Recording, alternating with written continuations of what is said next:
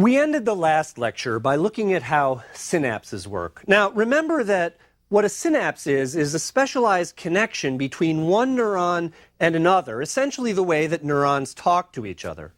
Our discussion of synapses last time completed our review of those three major functional specializations of neurons that I outlined 2 lectures ago. These specializations included, you'll recall, first, the ability to produce an action potential. That's the rapid and stereotypic change in membrane potential that neurons use to send signals.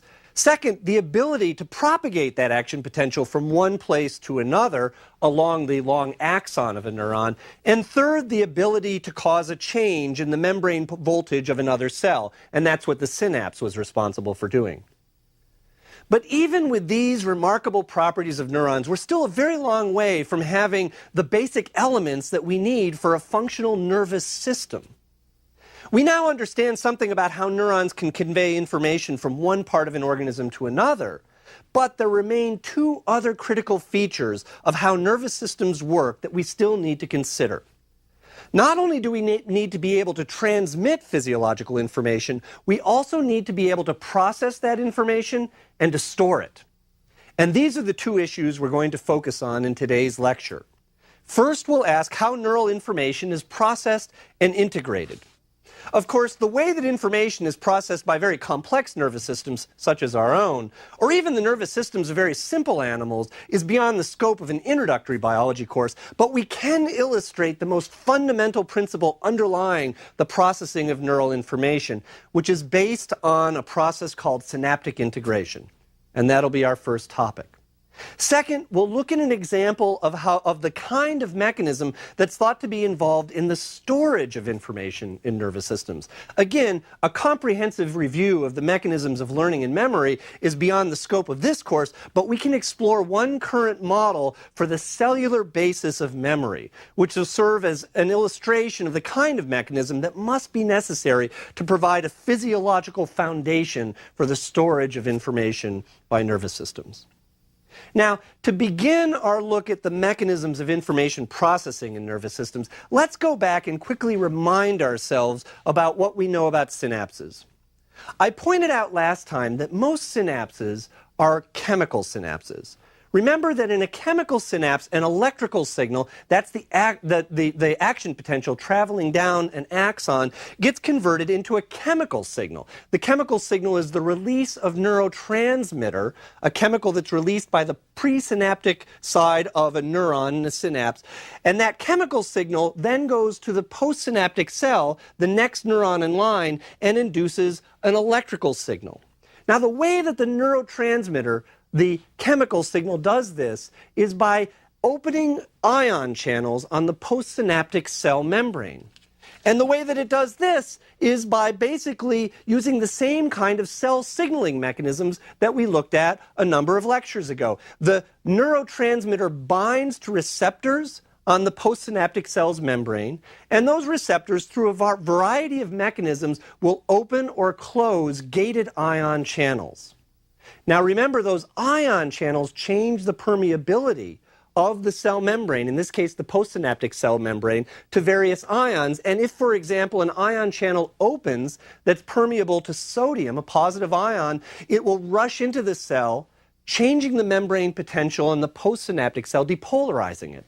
And thus, the chemical signal gets translated into an electrical signal on the other side of the synapse.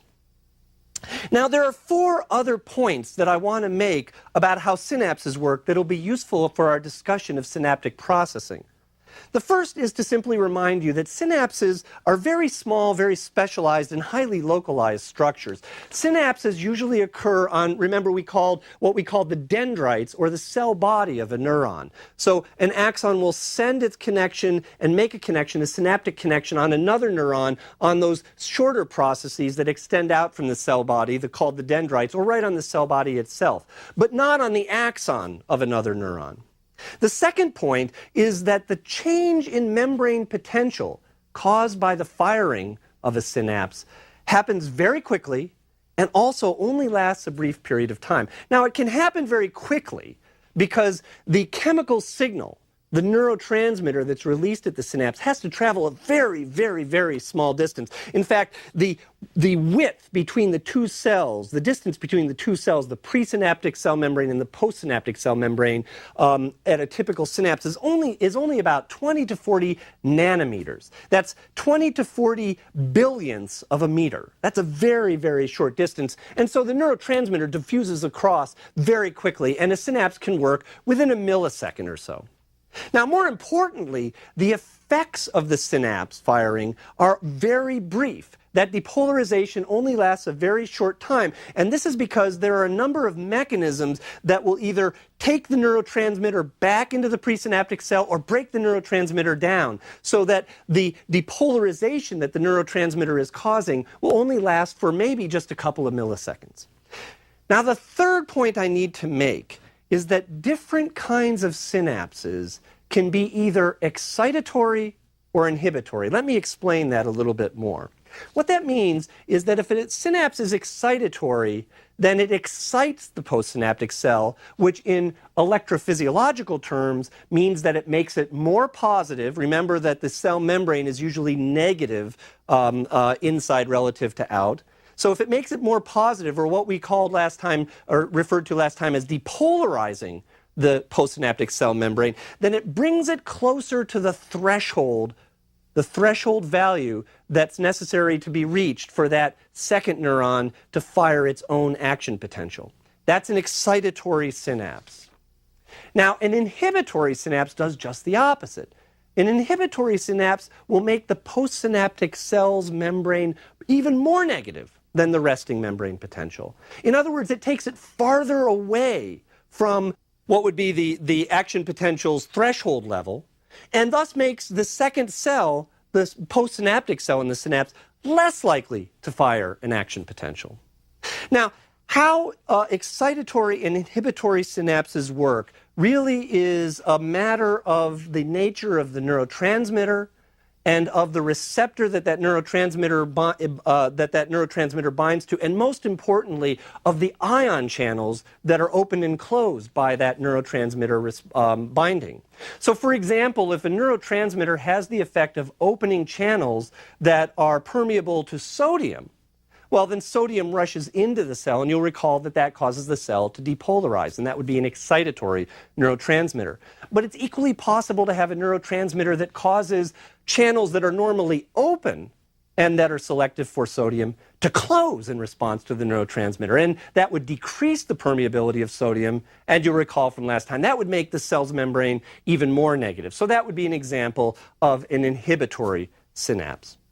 Now, we don't have to know the details of how excitatory and inhibitory synapses work. What we do have to keep in mind, however, is that a synapse can either bring the postsynaptic cell closer to its threshold for firing an action potential, or drive it to become further away from its threshold.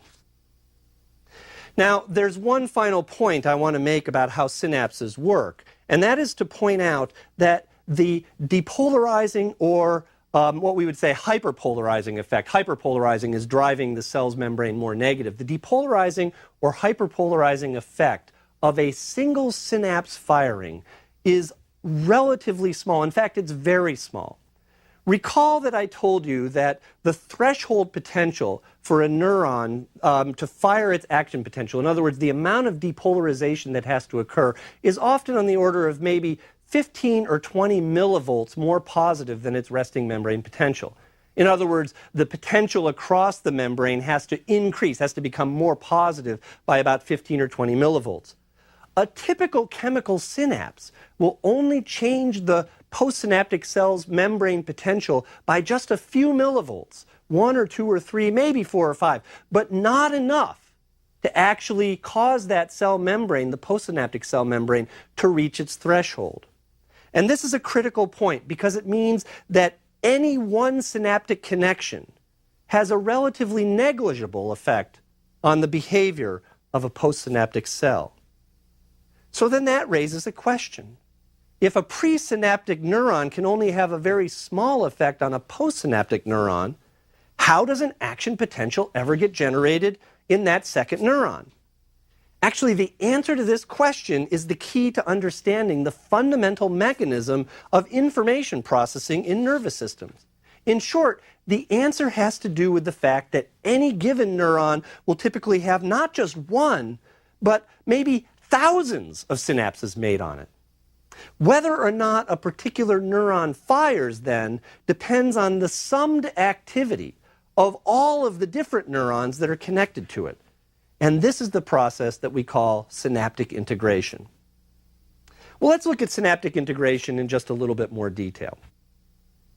Individual action potentials, which are really something you can think of as the basic currency of a nervous system, are all or none events. That is, that they're like the ones and zeros in the digital code that a computer could use. A neuron will either fire an action potential or it won't fire an action potential. This is like a bit of digital information in computer coding. You'll either have a 1 or a 0. But whether or not a particular neuron actually does fire an action potential depends on not just a single input, but a complex set of inputs, allowing for an exquisite amount of processing and integration of information. In other words, information can come from several sources, and the postsynaptic cell can essentially make a physiological decision, if you will, as to whether to fire or not, depending on the information it's getting from all of these sources. As I said, there could be dozens, hundreds, or even thousands of synapses made on a single neuron. These synapses generally come from different input neurons. And often these different input neurons are sending information from very different parts of the nervous system or other parts of the organism. Thus, at any one particular time, the membrane voltage of a single, what we might want to call an output neuron in some synaptic integration circuit, is being affected by many different inputs, some of which are excitatory, some of which are inhibitory, some of which fire at the same time, some of which fire at different times.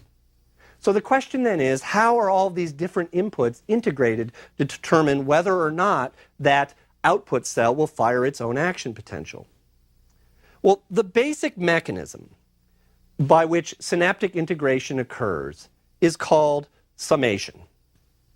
To understand how summation works, let's start by just considering a fairly simple case, and let's consider just a case that has excitatory inputs alone. Now, recall the effect of any single excitatory synapse on a postsynaptic cell is almost invariably subthreshold. Subthreshold just simply means it's not enough to bring that postsynaptic cell to its threshold for firing an action potential. But the cumulative effects of several synapses can summate to achieve a depolarizing effect that does bring the postsynaptic cell to its threshold for an action potential. That's all that summation means. Now, summation can occur both in time and in space for a particular postsynaptic cell. Let's talk about what we would call temporal summation first. Temporal summation refers to the case of a single input synapse firing more than once and in sufficiently rapid succession so that the depolarizing effects of the first synaptic event haven't worn off yet completely before the second synaptic event occurs. In other words, the second depolarization can build on the first, bringing the membrane, the postsynaptic cell's membrane, closer to its threshold for firing an action potential. Let's think about this for a second. Imagine we're recording from a neuron, and we're doing this by putting electrodes, as we did a couple of lectures ago, on the inside and outside of the cell so we can measure the voltage difference across the membrane. Now, if we're recording in this way and we have a single synapse fire, we would measure, and it's an excitatory synapse, we would measure some degree of depolarization. In other words, if we were looking at this on an oscilloscope, for example, we would be watching the trace and it would become a little bit more positive just for a couple of milliseconds, and then it would go back to its resting membrane potential. Now let's imagine that we have one synaptic input into this cell, and we cause that synaptic input to fire repeated times. We can do this, for example, by causing that presynaptic cell to fire with a set of electrodes we've got at its cell body, where we're adding current, as we've done before, and causing it to depolarize and fire an action potential. So we're now going to have a series of depolarizing events occurring at that one particular synapse.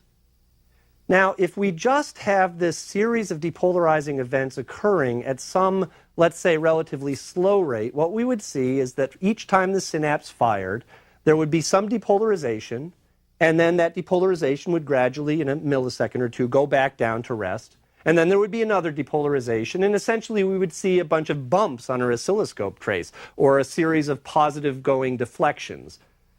But now imagine that we cause that presynaptic cell, cause that synapse to fire more rapidly. And specifically that we caused it to fire sufficiently rapidly that the depolarization of the first synaptic event hadn't yet gone back down to rest, but was still a little bit more positive than rest. What would happen is that the second depolarization builds on that. So, for example, if the first depolarization brought us to a peak of maybe 3 or 5 millivolts more positive than rest, if we fired the synapse again soon enough, then the second depolarization might build on a depolarization that's already 3 or 4 millivolts above where rest is already. And it would get to a higher peak, something maybe around 8 or 9 millivolts more positive than the rest. Now, of course, the details of the numbers don't matter. The point is that because it takes a finite amount of time for the depolarization of one synaptic event to wear off, we can build on that depolarization by firing the same synapse more rapidly. So what does this buy us?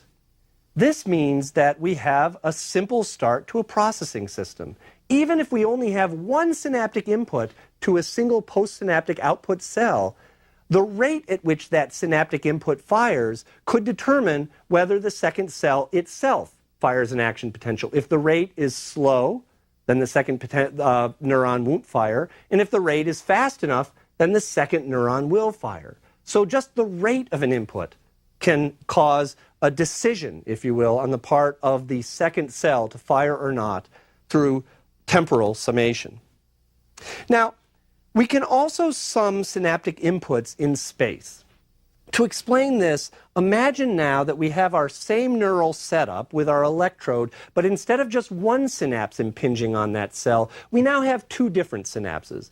Two synapses coming from two different cells.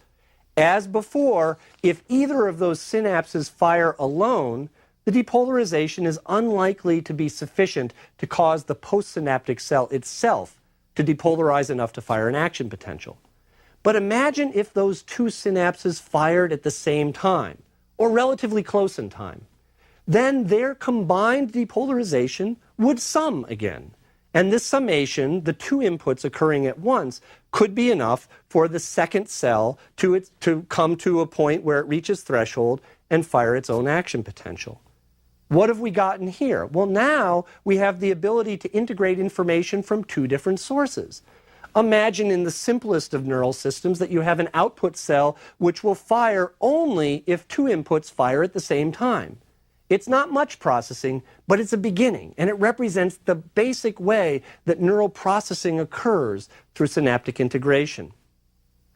Well, finally, let's consider a somewhat more complicated case. Now let's throw an inhibitory synapse into our circuit. Now imagine that we've got an output cell that's got one or maybe several excitatory synapses on it, but also has an inhibitory synapse. Now, in this case, the excitatory synapses, either through temporal or spatial summation, might have some kind of activity, some range of activities that will trigger that second cell to fire an action potential. But if the inhibitory synapse fires as well at the right time, it could cancel the whole thing out. It's another layer of complexity that we can add to figuring out how we can integrate inputs. In this case, we can have an input from some source that negates the whole deal, regardless of how, or in spite of sufficient summation from excitatory inputs, a negative input, an inhibitory input, could cancel that.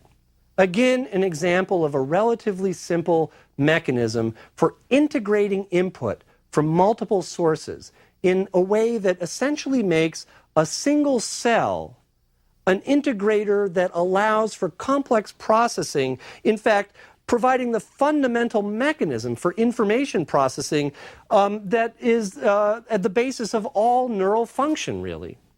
Whether we're thinking about a relatively simple animal such as a jellyfish, which has a network of loosely associated neurons that control the way that it undulates, or something really, really complicated like the 100 billion or so neurons that make up a human brain, the way that these neurons essentially make decisions has to do with integrating inputs from different sources. Of course, in the case of the human brain, the sources can be an enormous number of sources, and the kinds of integration that occur is something that would be beyond really still our ability to computationally determine whether a single synapse will fire or not. But the same mechanism applies. All right, so now we've seen sort of the simplest way of thinking about how nervous systems can process information, more than just transmit it. Let's turn now to that other feature of nervous systems we want to touch on today, which is how nervous systems can store information. Remember, it's the storage of information that provides the foundation for what we would call learning or memory. And of course, in nervous systems, this is a very, very important adaptation. Obviously, in our own experience, our own personal experience, learning and memory are a quite complex phenomenon. And we actually know quite a bit in the human brain about how these abilities are supported by equally complex anatomical and physiological specializations. Well, that's something that we don't have time to get into here, but just as we did to understand how nervous systems process information, we can consider a very simple case to illustrate the basic mechanism by which a nervous system might store information. And actually what we'll see here is that we can return to understanding something about the function of gated ion channels to gain insight into the basic cellular mechanism for information storage in nervous systems.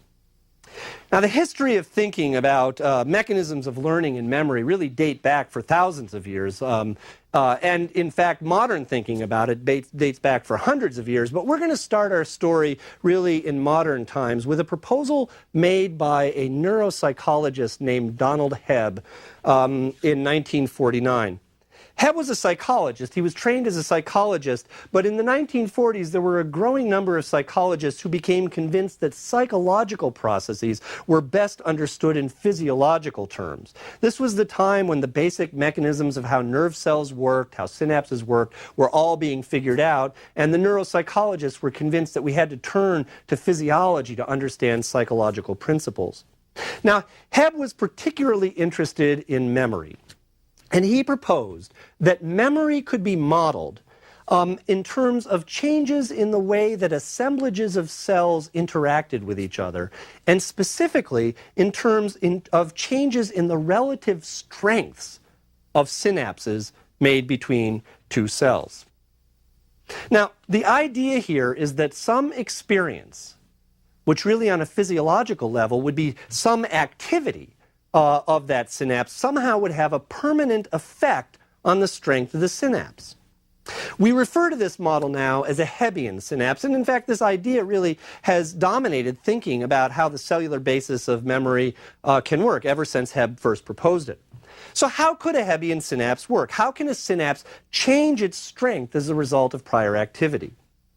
Well, there are a number of mechanisms that have been proposed, but today I just want to talk about one that's actually becoming fairly well understood and fairly well accepted. And to understand this mechanism, I have to give you just a little bit more background about synapses. And specifically, I want to tell you about one particular kind of neurotransmitter found in vertebrate animals called glutamate. Glutamate is an excitatory neurotransmitter. In fact, it's the principal excitatory neurotransmitter in the central nervous system, that is the brain of vertebrate animals such as ourselves. As is true for many kinds of neurotransmitters, there's actually more than one kind of receptor that will respond to that neurotransmitter. This is true in general, and for many neurotransmitters, a single neurotransmitter can activate different kinds of receptors, and most importantly, these different kinds of receptors will then in turn open or close different kinds of ion channels. Now, in the case of glutamate, these two receptor types that I want to tell you about are called the NMDA glutamate receptor and the AMPA or AMPA glutamate receptor. Now, those names come from, the origin of how these receptors were discovered as being different, which is based on different pharmacological agents used to identify them. And we don't need to know about those details. What matters to us is that these two receptor types work in slightly different ways when they bind the neurotransmitter glutamate. Both NMDA and AMPA receptors open ion channels that allow sodium to cross the postsynaptic cell membrane, and so that's why they're excitatory. But NMDA receptors differ from AMPA receptors in two critical ways. First, the channels that are opened by NMDA receptors also allow the ion calcium to enter. So they're not just specific to sodium, they also allow calcium to pass. Second, NMDA receptors are actually inhibited or blocked by yet another ion, the ion magnesium. Now, there's almost always some magnesium present, and what that means is that in general, NMDA receptors are almost always blocked. But what unblocks the NMDA receptor, basically by driving off the magnesium, is depolarization. Now, this is kind of interesting because these receptors are going to open channels that will depolarize the postsynaptic cell membrane, but they can't do it unless the postsynaptic cell membrane is already partially depolarized. This set of facts, the fact that NMDA receptors allow calcium to pass and that they'll only open if the cell membrane is already a little bit, at least, depolarized, provide a key to understanding how NMDA receptors might provide a molecular basis for something like a Hebbian synapse. And here's the way it's thought to work. A neuron having NMDA receptors may only have those receptors open if that same neuron gets coincident activity, simultaneous positive or excitatory input from some other source. If it does, then the NMDA receptors will open. That will further depolarize the cell, but more importantly, it allows calcium to rush in. And the model for how NMDA receptors might then work to affect long-term changes in a synapse is through the action of calcium as a second messenger. Remember, we've talked about calcium as an important second messenger in intracellular signaling. And it is a very ubiquitous second messenger. Calcium, when it rushes in, triggers a whole series of intracellular responses that will change, essentially, the synaptic machinery of that particular cell. So if the NMDA receptor opens, allowing calcium to flow in, then that cell will strengthen its synaptic machinery through the action of calcium as a second messenger. That's the model. Are there synapses that actually work like this? Well, actually, a number have been discovered, especially in vertebrate brains. Synapses that show what we call a phenomenon, or the phenomenon called long-term potentiation. Now, most neurons, if you depolarize them repeatedly, if you put an electrode in a typical neuron and you just keep causing it to depolarize, eventually the depolarization will run down. The neuron essentially gets tired. I mean, it physiologically habituates. On the other hand, synapses involved or that exhibit long-term potentiation show just the opposite. In these synapses, if the synapse repeatedly fires, the response of the postsynaptic cell actually gets stronger and stronger and stronger. Well, it turns out that synapses that show long-term potentiation have been shown to have, for glutamate, both AMPA and NMDA receptors. And the model is this. As the synapse fires, that will open the AMPA receptors. Remember, those are just responding to glutamate, allowing sodium to rush into the cell, depolarizing it, sort of like any good old excitatory synapse would. But if the AMPA receptors are stimulated enough, for example, by repeated or rapid firing, then the level of depolarization of the postsynaptic cell gets to be high enough that the magnesium is driven off the NMDA receptors. The NMDA receptors now can respond to that same glutamate signal, allowing calcium to rush in, and as calcium works as a second messenger, essentially remodeling that synapse. And what you in fact find is when that happens, these long-term potentiation synapses not only increase in their strength, but actually maintain that increased strength for an extended period of time. Just as Donald Hebb had predicted, the synapse's activity, which would correspond to some experience, changes the strength of that synapse over the long term. Again, it's not much of a step towards understanding learning and memory, but it's an important first step because we can take this basic circuit of a nervous system, a single synapse, and cause a permanent change in the way that synapse works from a low activity state to a high activity state through the action of NMDA receptors.